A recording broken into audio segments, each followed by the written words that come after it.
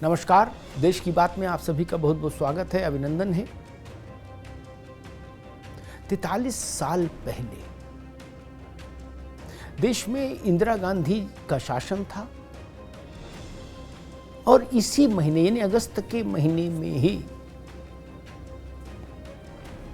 उत्तर प्रदेश के मुरादाबाद जिले में एक ऐसी घटना घटी थी जिसने पूरे देश को हिलाकर रख दिया था।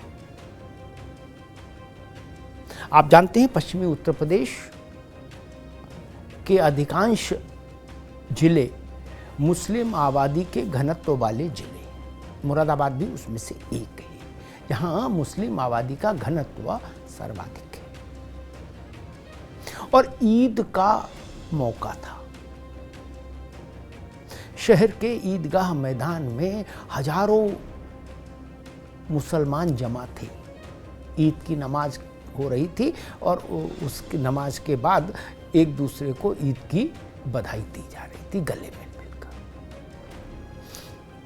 अचानक से शोरगुल पैदा होता है, भगदड़ सी मचती है और कहा जाता है कि एक बगल की बस्ती से 4 पैर वाला एक जानवर आ गया, गंदा था। इतना कहना था कि कोहराम हो गया, कहर हो गया, कयामत आ गई। पत्थर चले, लाठी चली, चाकू चले, बोतलें चली, पेट्रोल बम चले, डीजल बम चले, जो कुछ हो सकता था सब हुआ। आप ये मान लीजिए धरती पर तांडव उतर आया। और मसला ये कि वो 4 पैर वाला जानवर जिसके नाम पर ये बवाल हुआ, वो जानवर ढूंढने नहीं मिला। वो जानवर मिला ही नहीं, उसको आकाश ले गया, ये पाताल निकल गया, पता ही नहीं लगा। लेकिन कयामत आ गई। पुलिस ने पर पथराव हुआ। पुलिस पर तोहमत ये लगाई गई कि तुम उस जानवर को नहीं रोक पाए। जो आया भी कि नहीं आया, ये आज तक 43 साल बाद भी पता नहीं लग पाया। हंगामा हो गया। पुलिस पर पथराव हुआ, पुलिस के लोग मारे गए, चौकी में आग लगा दी गई, थाना फूंक दिया गया। पुलिस ने आत्मरक्षा में गोली चलाई और बगल में एक दलित समाज की बस्ती थी, वो भी कोप का शिकार हुई, बर्बरता का शिकार हुई और तमाम दलित भी मारे गए संघर्ष में। क्योंकि उनको उनका आरोप था, जो लोग ईदगाह से निकले थे हाथ में पत्थर और तलवार लेकर, छुरा लेकर, उनका आरोप था कि इसी बस्ती से वो 4 चौपाया जानवर आया था। इतिहास में वो मुरादाबाद दंगे के तौर पर घटना दर्ज हुई। उत्तर प्रदेश में राजा मांडाई यानी विश्वनाथ प्रताप सिंह की सरकार थी। विश्वनाथ बाबू को मुख्यमंत्री बने मेरे ख्याल से 4-5 महीने ही हुए थे कुल, वो भी नए थे। और सिर मुड़ाते ही ओले पड़े उनके ऊपर जब ये घटना घट गई। इंदिरा गांधी बहुत नाराज हुई। नाराजगी विश्वनाथ प्रताप सिंह से भी उन्होंने जताई कि भाई इतनी बड़ी घटना कैसे घट गई। और उस वक्त इंदिरा जी ने कहा कि इस घटना में विदेशी साजिश है, विदेशी ताकतों का भी इन्वॉल्वमेंट है। ये ध्यान रखिएगा, इंदिरा जी कांग्रेस पार्टी की प्रवक्ता नहीं थी ना, वो हुकूमत हिंदुस्तान का चेहरा थी, भारत की प्रधानमंत्री थी। तो भारत के प्रधानमंत्री ने क्या कहा उस वक्त घटना घटने के बाद कि इस दंगे के पीछे विदेशी दिमाग है, विदेशी सूत्र ही। अब आप सोच सकते तार मुरादाबाद की तंग गलियों से कहां जाके जुड़े,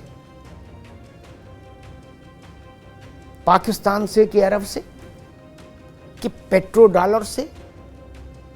पेट्रो डॉलर समझ रहे ना आप? सरकारी किताबों में दर्ज हुआ कि 83 लोग मारे गए और 100 से ज्यादा घायल हुए। करोड़ों रुपए की संपत्ति का नुकसान हुआ, वो तो स्वाभाविक है।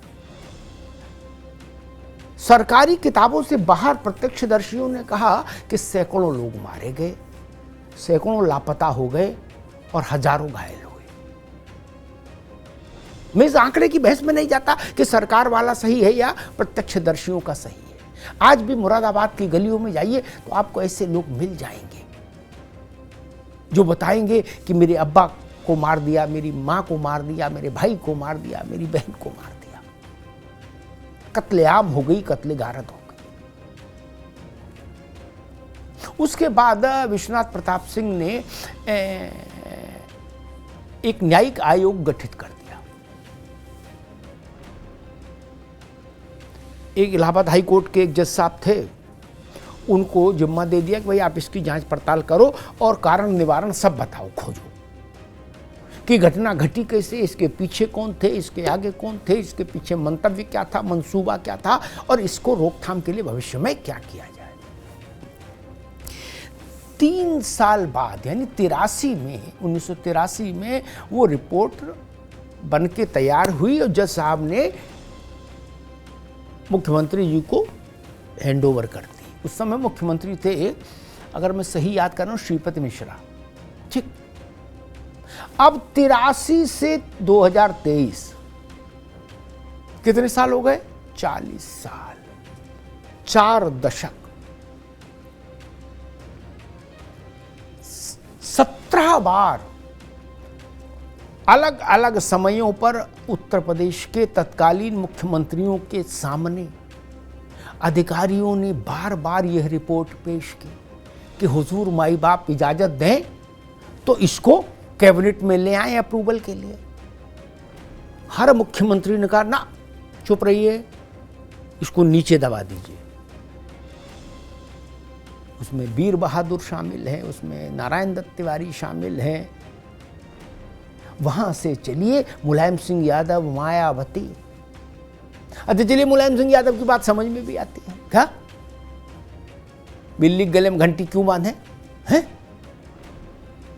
मुस्लिम मामला दंगा है, उसकी रिपोर्ट मुलायम सिंह जी जारी करें? ना जी ना। सियासत में ऐसा घाटे का काम वो क्यों करते? लेकिन हैरानी की बात मालूम क्या है, 3 मुख्यमंत्री भाजपा के भी रहे इसी टेन्योर में। एक कल्याण सिंह जी रहे उसमें।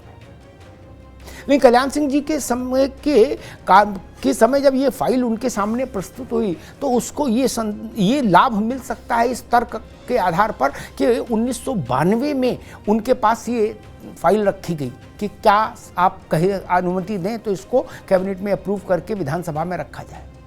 उस वक्त अयोध्या का मसला चरम पर था, तो कल्याण सिंह ने स्वाभाविक है ये सोचा होगा 2 तरह के तनाव एक साथ जुड़ जाएंगे, अयोध्या का मसला है और फिर ये मुरादाबाद दंगा, तो स्थिति कहीं खराब ना हो जाए, इसलिए उन्होंने छोड़ा। लेकिन उसके बाद राजनाथ जी रहे और रामप्रकाश गुप्ता जी भी रहे।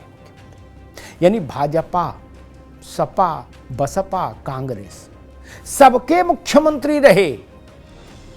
नारायण दत्त तिवारी जी 89 में मुख्यमंत्री रहे, आखिरी कांग्रेस के, वो आखिरी मुगल थे समझ लीजिए कांग्रेस के उत्तर प्रदेश में। लेकिन किसी मुख्यमंत्री ने ये साहस नहीं जुटाया, ये हिम्मत नहीं जुटाई कि दंगों की रिपोर्ट विधानसभा के पटल पर रख दे, कैबिनेट से अप्रूव करा के। ये हिम्मत किसने जुटाई? जो दर्जन भर से ज्यादा मुख्यमंत्री आए और चले गए, हिम्मत नहीं जुटा पाए, रिपोर्ट देख के पसीना पसीना हो गए। वो हिम्मत जुटाई योगी आदित्यनाथ ने। उन्होंने कहा ये रिपोर्ट ढूंढो कहां है। रिपोर्ट मिलना मुश्किल हो गई। मुरादाबाद के डीएम के दफ्तर से लेके और सचिवालय तक सब जगह ढूंढ मारा, आप रिपोर्ट मिलना मुश्किल। खैर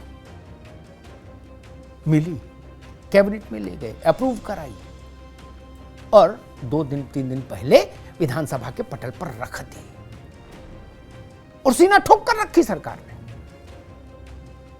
योगी आदित्यनाथ ने कहा इसमें छुपाने वाली बात क्या है, घटना घटी है, कोई नकार सकता है? माई का लाल, घटना में कितनी हिंसा हुई वो लोगों ने देखी है, तो उसका सच सामने क्यों नहीं आना चाहिए? ये साहस सराहनीय है। मैंने आपको नाम गिना दिए, उत्तर प्रदेश की नहीं, देश की राजनीति के बड़े चेहरे उत्तर प्रदेश में मुख्यमंत्री रहे हैं। वो कोई साहस नहीं जुटा पाए इस रिपोर्ट को पब्लिक करने का, जो योगी आदित्यनाथ ने जुटाया। दूध का दूध, पानी का पानी। जनता की अदालत में रिपोर्ट जानी चाहिए। उस रिपोर्ट में मालूम क्या है? उस रिपोर्ट में अभी तक जो विक्टिम कार्ड खेला जाता था ना दंगों के बाद, वो विक्टिम कार्ड खेलने की जो एक कोशिश हर दंगे के बाद देश में होती है, उस कोशिश को पलीता लगा दिया गया उस रिपोर्ट में। न्यायमूर्ति की रिपोर्ट, एमपी सक्सेना साहब की रिपोर्ट कहती है कि मुस्लिम लीग ने ये दंगा कराया। किसने? मुस्लिम लीग ने।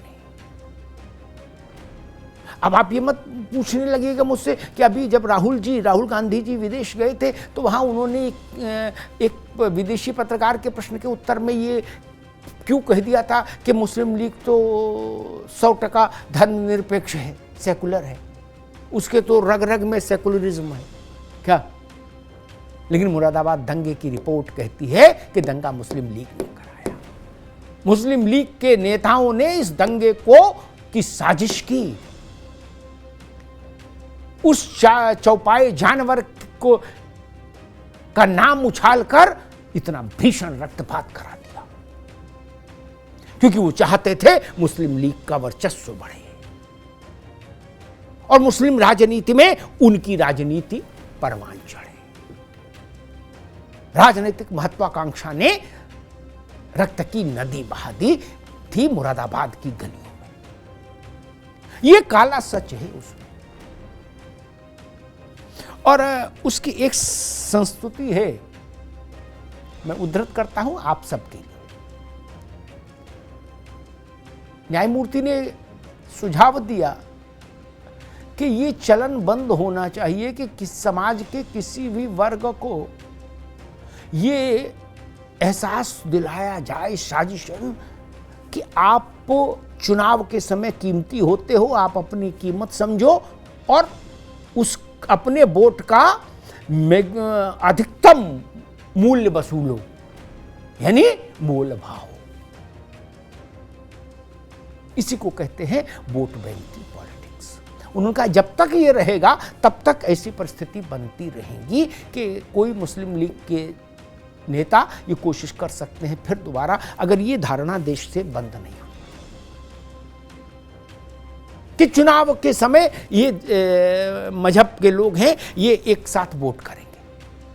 ये धारणा टूटनी चाहिए। ये सिफारिश है उस रिपोर्ट में। आप सोचिए, दुनिया के किसी और बड़े मुल्क में ऐसा संभव था क्या कि इतनी बड़ी घटना घट जाए, इतना बड़ा दुखद अध्याय हो जाए और उस पर आयोग की रिपोर्ट आए और 40-42 साल वो रिपोर्ट दबी रहे। इसलिए मैं कहता हूं कि राजनेताओं में नैतिक साहस होना चाहिए।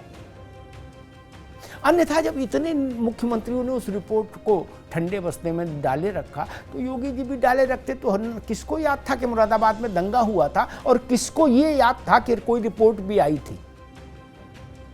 अधिकारी भी भूल गए थे, जनता भी भूल गई थी, पत्रकार भी भूल गए थे, कथाकार भी भूल गए थे, है ना? किसी ने दंगे की रिपोर्ट सार्वजनिक करने की मांग नहीं की थी। ये योगी का कमिटमेंट था कि अगर कोई इतनी बड़ी घटना घटी है तो देश और प्रदेश की जनता को जानने का हक है कि वो घटना क्यों घटी थी।